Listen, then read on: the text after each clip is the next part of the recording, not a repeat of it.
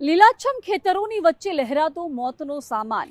પોલીસે અલગ અલગ બે ખેતરોમાં દરોડા પાડી 17 કરોડ 50 લાખથી વધારેનો ગાંજાનો જથ્થો જપ્ત કર્યો છે. બે શખ્સોને પણ ઝડપી પાડ્યા છે અને આ મામલે વધુ પૂછપરછ શરૂ કરી છે.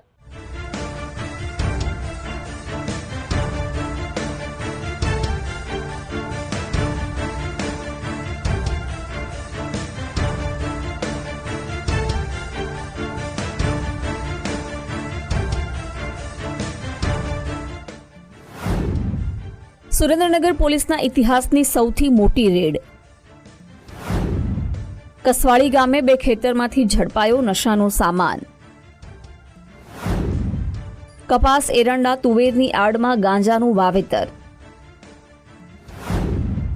36 કલાકની મહેનત બાદ ખેતરમાંથી ગાંજાના છોડ ઉખેડ્યા.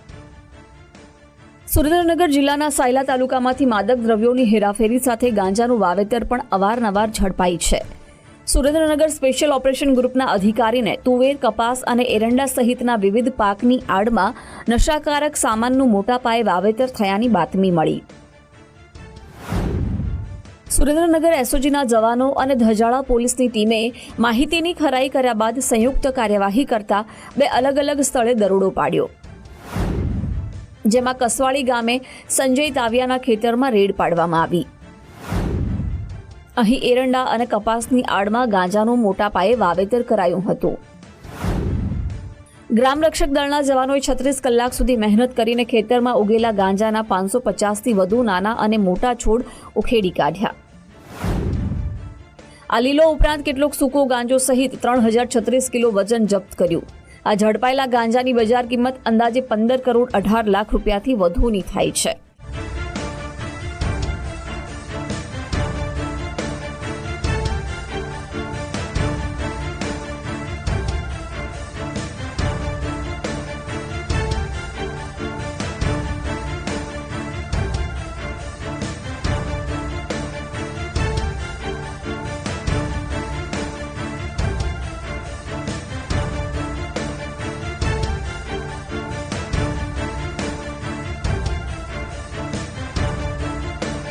ત્રણ ટ્રેક્ટરની મદદથી ગાંજાની ગાસડીઓ પોલીસ સ્ટેશન સુધી પહોંચાડવામાં આવી હતી. જંગી માત્રામાં ગાંજો વાવનારા સંજય તાવિયાની પૂછપરછમાં ખુલાસો થયો કે તેમની દીકરીને માનસિક બીમારીની સાથે કેન્સર થયું છે. દર 15 દિવસે કિમોથેરાપીની સારવાર પેટે મોટી રકમનો ખર્ચ થતો હતો અને આવકનો અન્ય કોઈ માર્ગ ન હોવાથી દીકરીની સારવાર માટે પિતાએ ચોમેર અન્ય પાકની વચ્ચે ગાંજાના છોડ ઉગાડીને સારી આવક રળવાનો માર્ગ પસંદ કર્યો, પરંતુ થોડા સમયમાં તો આરોપી પોલીસના સકંજામાં આવી ગયો. આપણે કસવાળી જે ગામ છે ત્યાં મળ્યો છે અને આમાં જે મુખ્ય આરોપી છે આનું નામ છે ભાઉભાઈ રવજીભાઈ મીઠાપરા. અને આના જે જે ખેતર છે આને અંદર જે તુવરની જે ફસલનો વાવેતર કરેલ હતો અને આ તુવરની ફસલને અંદર એ મોટા છોડ જે છે મળ્યા છે. બીજો જે કેસ જે એસઓજી દ્વારા કરવામાં આવેલ છે, આ જે કેસ છે આમે ટોટલ જે છોડના જે નગ છે એ 550 છે અને આનું જે ટોટલ જે વજન છે वो 3036 કિલો અને 800 ગ્રામની આસપાસ આનું વજન છે. આની જે ટોટલ કિંમત છે આ 15 કરોડ 18 લાખ 40 હજારની આસપાસ આની કિંમત છે. બંને જે કેસ છે આની ટોટલ જે કિંમત છે આ લગભગ 18 કરોડની આસપાસની આની જે કિંમત છે. બીજો જે કેસ છે ઓ પણ કસવાલી ગામના ખેતની સીમને અંદર થયો છે.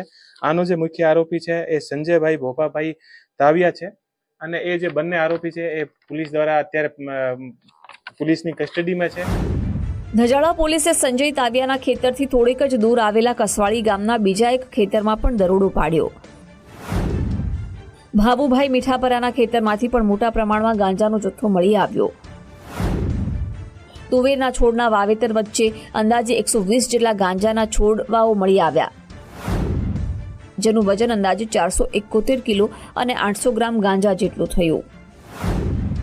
પોલીસે 2.35 કરોડના નશાના સામાન સાથે ભાવુભાઈ મીઠાપરાની ધરપકડ કરી લીધી.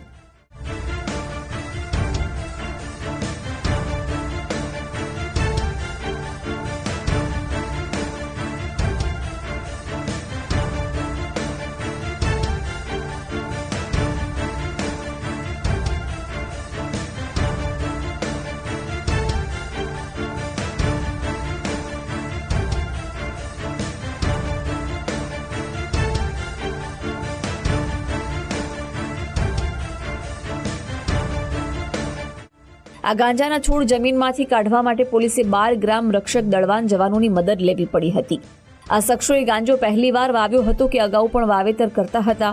આ નશાકારક સામાનનું વાવેતર કરવામાં અન્ય કોઈ શખ્સોએ મદદગારી કરી હતી.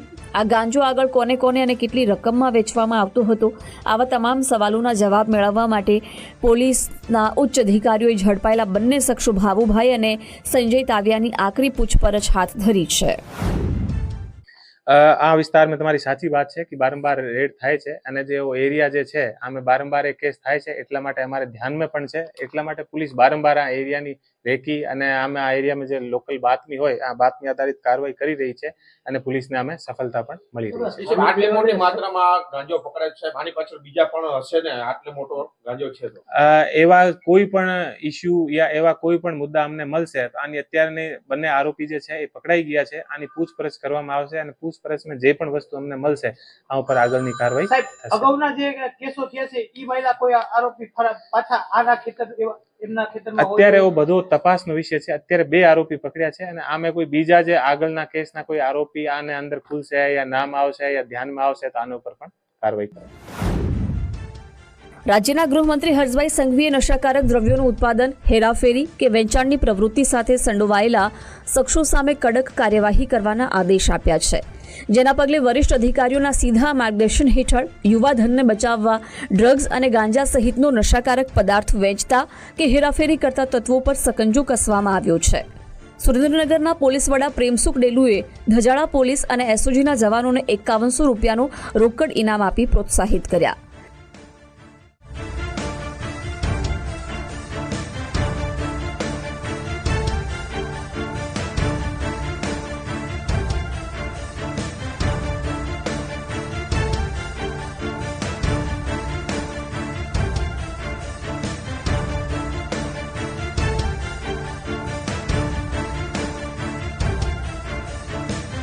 વિરેન ડાંગરેચા, ગુજરાત ફર્સ્ટ, સુરેન્દ્રનગર.